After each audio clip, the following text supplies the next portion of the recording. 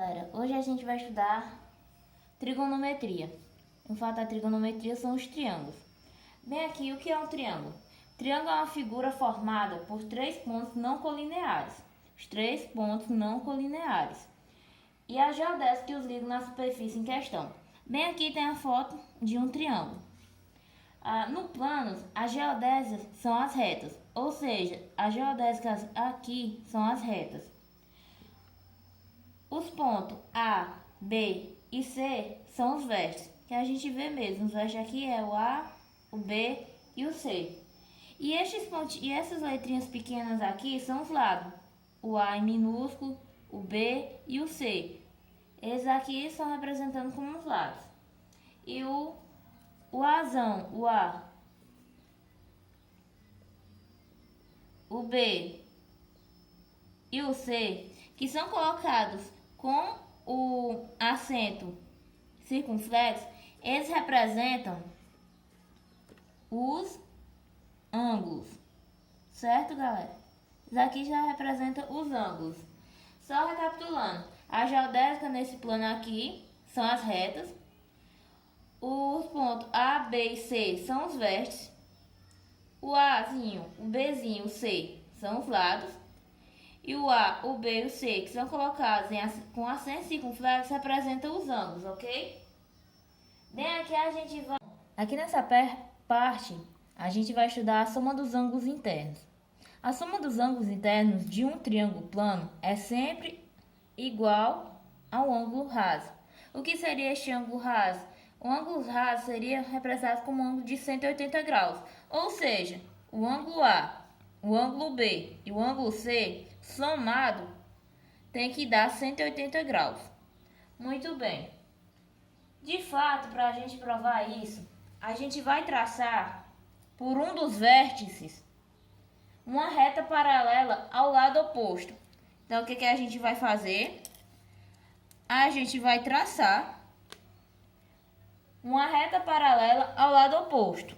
Então, a gente vai traçar essa reta aqui. Uma reta paralela. A gente vai prolongar os lados que formam o ângulo desse vértice. Isso determina os ângulos 1, 2 e 3. Como é que a gente vai prolongar? Eu vou até aqui mudar de cor. A gente vai pegar e vai prolongar os lados que formam o ângulo desse vértice. Quais são os lados? Este lado aqui a gente vai prolongar. Prolonga. E bem aqui a gente vai prolongar este daqui também. E vai ficar dessa forma.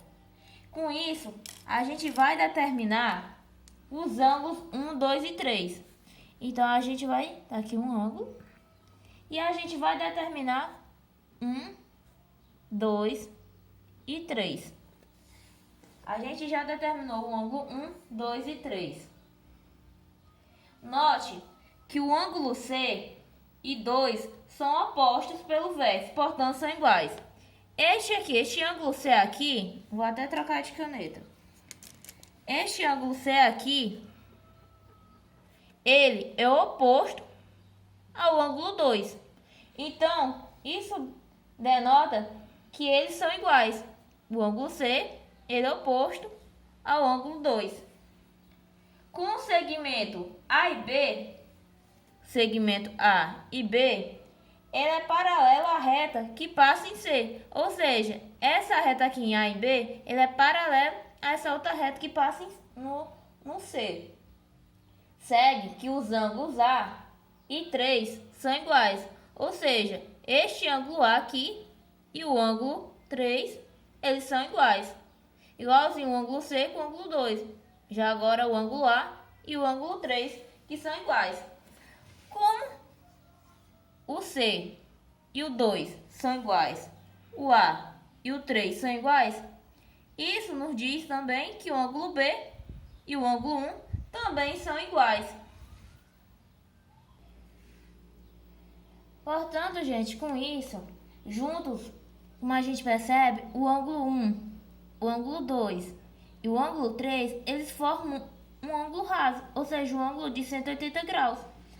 Também a gente pode dizer que o ângulo A, o ângulo B e o ângulo C também formam um ângulo raso, pois a soma do ângulo A mais o ângulo B e o ângulo C é igual a 180 graus.